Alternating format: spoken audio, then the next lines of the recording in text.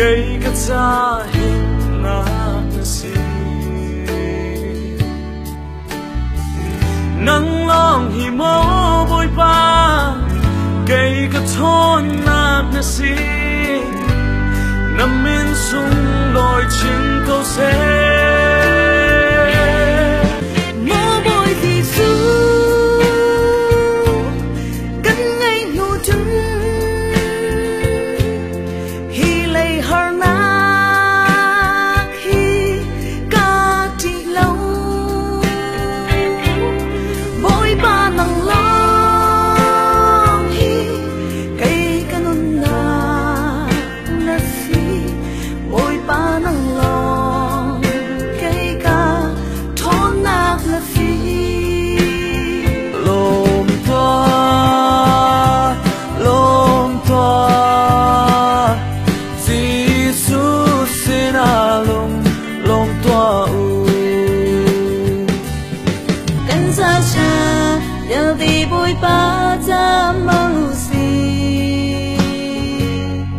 Kan tha rằng kan ngày cha lý phim na na gió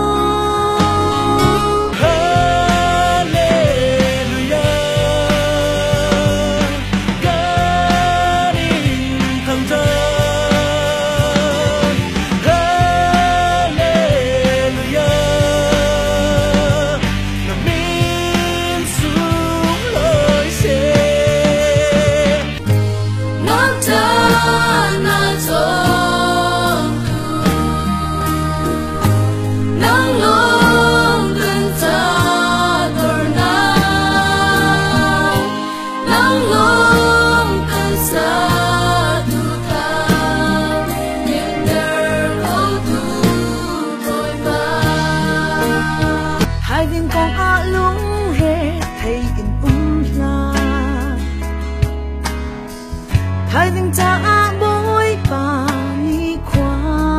khăn lại van và tên mình khi trộm keng tu bối bà cần bối bà lăng xe vai bờ nhà bằng dòng chun lạc dung tu si gần hè lỗ mu si khắp chia mi hồi đột ngột giải